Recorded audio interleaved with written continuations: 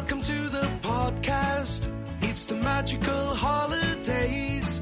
Time for Joe watching 60 Christmas movies in 60 days. Why, you might ask?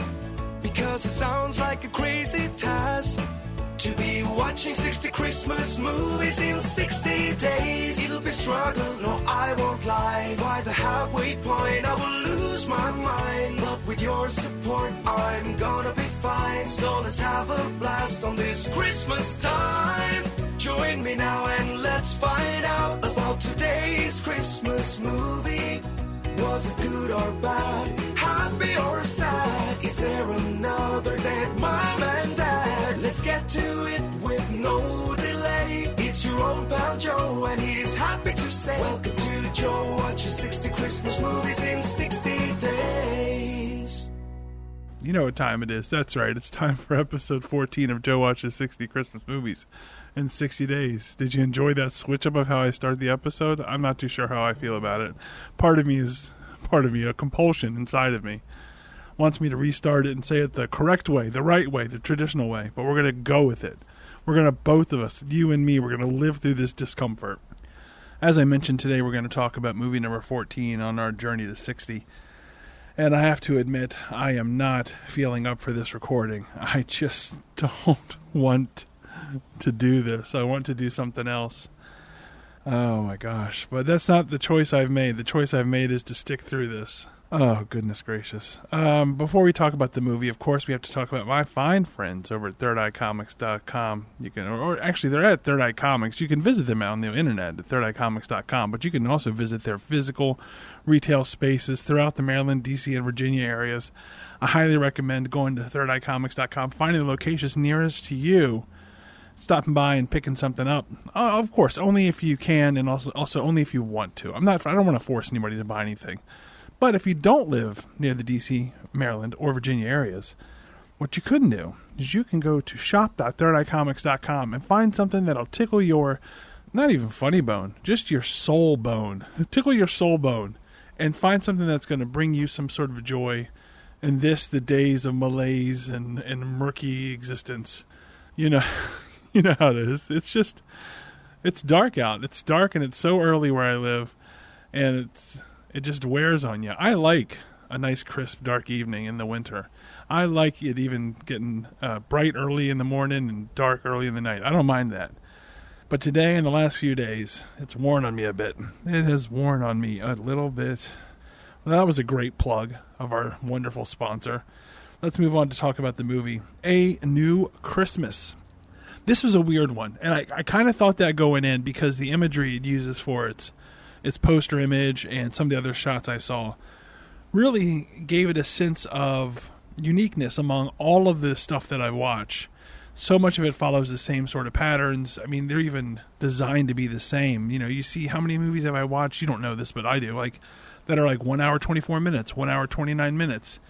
And how many of them are just designed to have the same beats at the same time. And this is decidedly not that. First of all, it's on the shorter side, which I very much appreciated. Secondly, it's not the traditional rom-com. It's just a drama, really a drama that centers around Christmas. And I think I liked it. I mostly enjoyed the fact that it was so different, but I think I also might have enjoyed the movie overall. It reminded me of, when cable was such a source for people's, entertainment. Now everything's splintered into so many different varieties.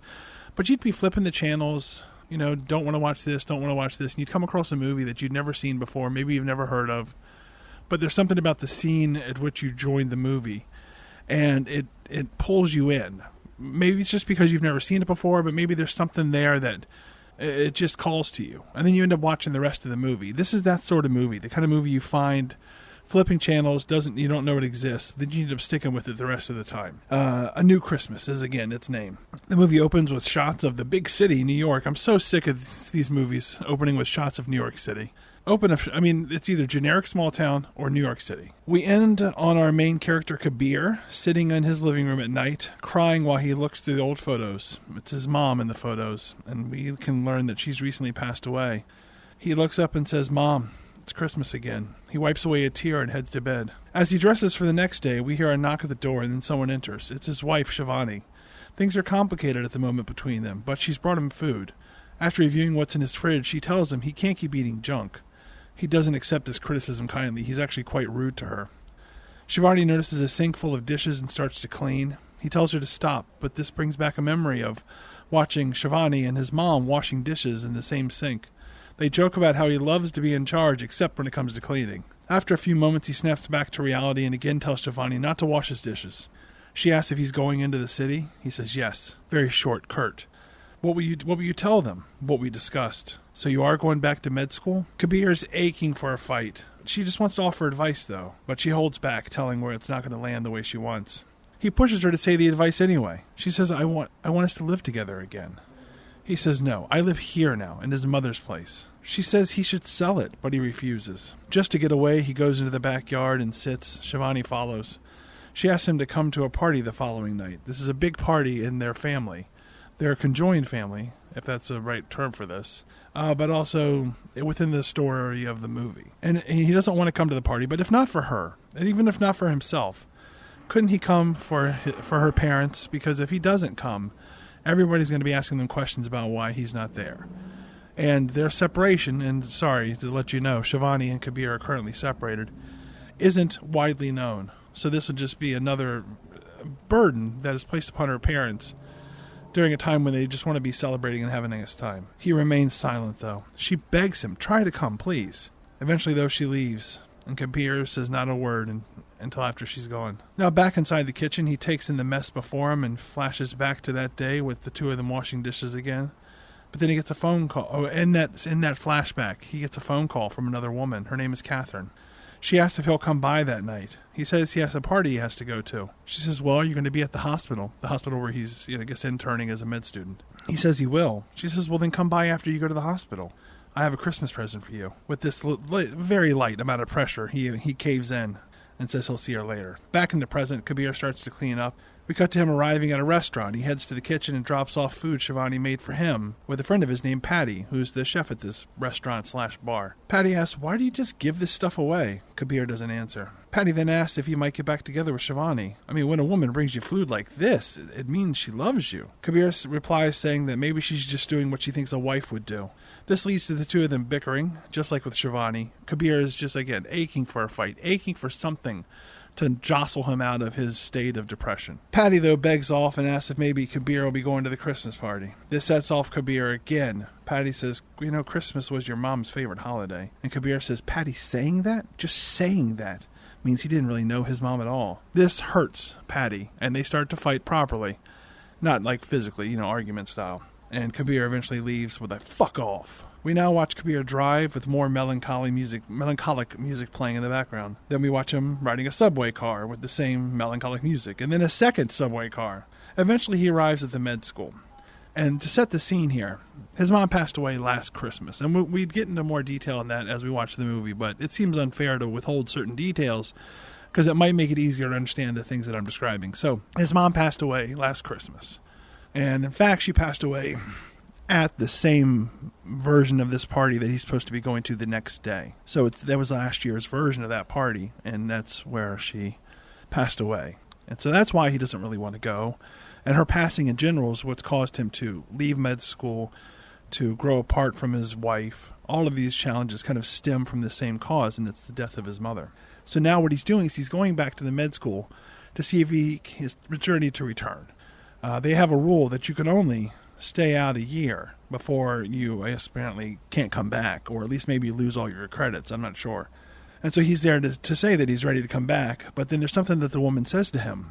Maybe it's her questioning whether he is really okay and ready to come back that causes him to second-guess himself. And he asks, well, what would happen if I don't come back? And she goes, well, I mean, then, you simply wouldn't go here anymore. But you could apply for an extra dispensation. You could apply for an extended leave. But there's no guarantee it'll be okayed. And we get the sense that that's what he'd like to do. But we don't find out for sure. Instead, we cut away to him walking through the city. He gives money to a homeless lady, and a young woman off to the side snaps a picture of him doing so. Kabir snaps at her for taking his photo without asking. The woman apologizes. It would have ruined the moment. He says, you mean it would have ruined your shot? You shouldn't do that. And Kabir storms off. But then he notices a giant Christmas tree in front of him. Maybe this is a common sight in New York City, this particular Christmas tree. I don't know. Maybe it's in Central Park for all I know. I don't know. But he spies this giant Christmas tree in front of him, and it causes him to flash back to a time when he was there with his mom, when a guy bumped into his mom, and he didn't say, excuse me. And then and when Gabir said something to the guy gave him the finger, so Gabir said, hey, fuck you. His mom, though, didn't like him saying that to the guy, and she pinched his ear very hard and told him that's not the Christmas spirit. That's not the way you behave at Christmas time. Back in the present, Gabir holds his ear and thinks. He turns back around and heads to where the young lady once was. He immediately apologizes when he finds her. He says it's Christmas and he should have been more polite, especially to visitors to the town, or to the city. She has a map in her hand, and so he assumes she's not from there. She's not. She's from Kenya, actually. The homeless lady asks her for money since her photo was taken too. This leads to the homeless woman saying that she notices something between the two of them. She asks them to take a moment and look at each other, just take each other in. Gabir has no patience for this, but the young lady gives in, even if just to make the woman stop bothering them. She looks at Gabir, and Gabir sort of looks at her. He seems uncomfortable. When the moment passes, the homeless lady is pleased with whatever connection she's seen and walks off. Gabir leads the lady down the street. She asks about his name, whether it's Indian. It is. We find out her name is Keone. He asks if she's on vacation. Sort of. She's actually there to apply to film school, and she just finished her interview. He asks, well, what are you up to? She says, well, I'd like to see the Christmas decorations. He gives her some ideas, but she gets overwhelmed with all the directions and the notes here and there. So he offers to show her some interesting places, takes her to them. She'd like that very much. We get bits of her happily taking photos of the skyline. Kabir's really taken by her utter joy. It's now nighttime as they continue on the walk. She's so impressed with all of the buildings, but to him, they're just buildings. For her, they're stories of all the people that live within them. And that reminds him of his first year in medical school. He stayed in this overstuffed building filled with students, but Keone's perspective makes him think about how all of the students had stories of their own. Eventually they find their way to Rockefeller Center, where Keone loses her mind at the giant tree, the ornaments, the ice rink. Gabir even takes a selfie with her. They're having such a nice time. Later, she's so overcome with having a good time, she kisses Gabir on the cheek, and he, stone-faced, replies immediately, I'm married. But then she feels awkward, and so does he. She says it's fine. She didn't mean anything by it. He immediately explains how he feels bad, and he shouldn't have said that. It's just that he and his wife are separated, and he didn't mean anything by it. She says, no, it's okay. You don't have to explain yourself. A few moments later, she says, you're a dork. A girl kisses you, and you get all flustered, and they laugh. They take a break on a bench, and he starts asking about Christmas in Kenya. Presents aren't always given. It's more about community. Gabir explains that his family wasn't Christian, so Christmas was never really about Jesus. As for what religion he is, nothing really. He didn't care much about Christmas as a kid. He never got any fun gifts, and he resented it at the time. He sees it differently now.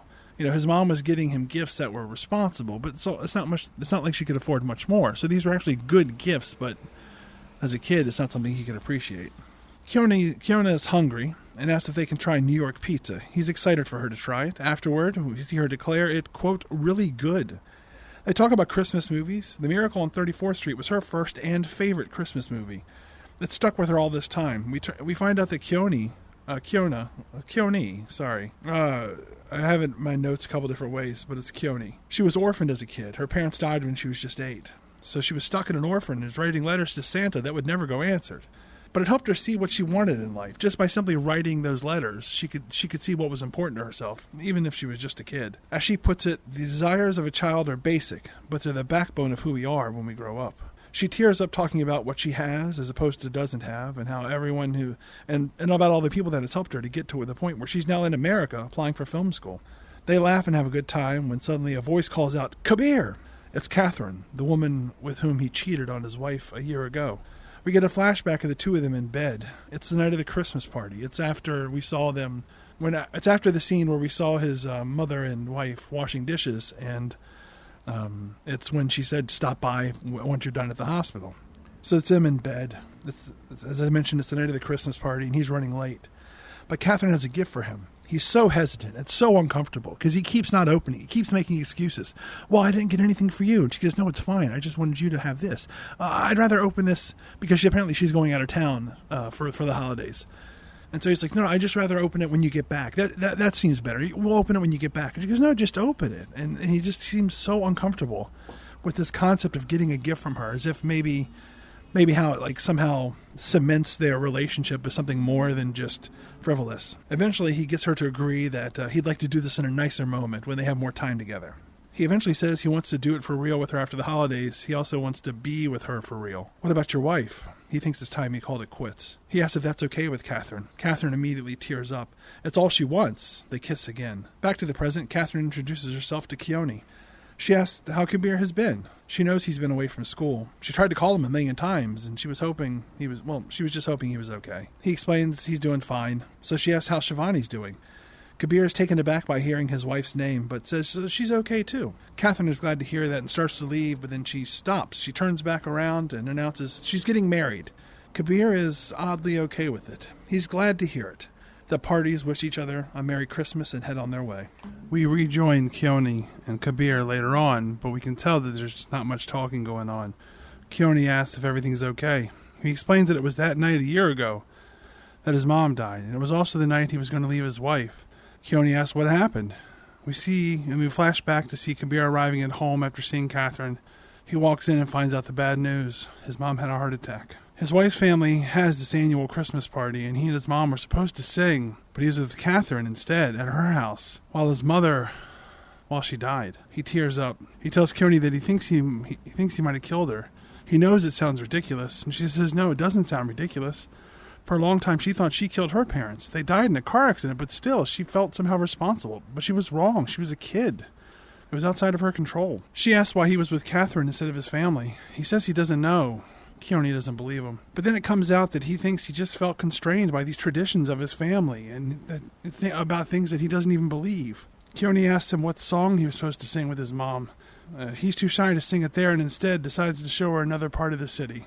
Kind of like changing the subject. Well, what song were you going to sing? Why don't you sing it for me? But instead of singing, he's like, you know what? Why don't we head over to such and such place? Cut to Gabir taking Keone to a house that is overwhelmingly decorated outside. Because it's like the front. I wanted to make sure you didn't think I was saying decorated inside. It might be decorated inside, but I'm talking about the front facade. He's not moved much by it, but Keone loves the decorations. She says it's magical, and he says that's exactly what my mom used to say. He smiles. We then see some scenery and return to Gabir and Keone, where a question gets asked that I never expected to hear in this movie, or really any Christmas movie. Gabir asks how the people of Kenya reacted to 9/11. When he asked her this, they're on a subway car going from one place to another, and suddenly he's like, "Hey, Keone, how did the people of Kenya react to the events of 9/11?" And I was like, "Wow, this is some wild shit." Suffice to say, it was mixed, but most people were sad for those who died. Just then, Keone notices her memory card is filled up. Gabir offers to get her one from his place, so they start on a new journey back to his home. Then, Gabir asks if people in Kenya are racist. Lots of crazy questions out here, folks. This leads to Gabir bringing up Patty, who is black. He feels bad for how he acted earlier. He needs to apologize to Patty. We end up at Gabir's place where the two eat together. She notices that he has a fully decorated Christmas tree in the living room, although it looks a little worse for wear. Turns out that tree and all the decorations around it were put up last year by his mom before she passed away, obviously, because she couldn't have done it after she passed away. Joe, why'd you say that? Regardless, he hasn't taken them down yet, and Keone asks if she can turn them on. He says, sure. We also find out that his mom makes ornaments, and he shows her one that she made. He then takes a moment, turns to Keone and says, "It's been a wonderful day, hasn't it?" Keone agrees. Keone then asks what his mom's name was. Asha. Keone then wishes Asha a Merry Christmas. Gabir is touched. We cut to the next morning. Shivani lets herself into the house and finds, Gabir and Keone asleep on the couch. Now, not next to each other. Basically at opposite ends of the sofa. But still, she's stunned. Instead of waking anyone, she turns around and storms out. The closing door wakes Gabir, who immediately understands what's happened. He races out to explain to Shivani, but she doesn't want to hear it. She is furious. She has spent a year being patient with Gabir to give him space, but he hasn't changed at all. He still only sees himself. She says she's done. She didn't even want to marry him. It just sounded better than dating apps and other nonsense. She's done trying to make him happy, done trying to get him to notice her. He tries to get her to reconsider. She has to know that he didn't mean anything by being with Keone, which, he didn't explain it to that detail.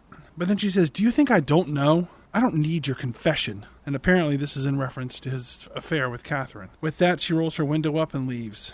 Keone watches the whole thing from the window of Gabir's house. Inside, she asks if everything is okay. it is not. She says she should probably leave. He understands if she does. But before she goes, could he still get her the memory card that he has? He says absolutely, and he gets it for her out of his drawer. Before she leaves, though, Kabir asks, would she like to get breakfast? She laughs. Sure. It's like this day is never going to end. They head over to Patty's, where the man himself happily takes their order, but then leaves Kabir to actually make it in the back. Patty uses this time to get to know Keone. He finds out Kabir took it all sorts of Christmas spots, and he's like, wow, really? He's not a big fan of Christmas at this point.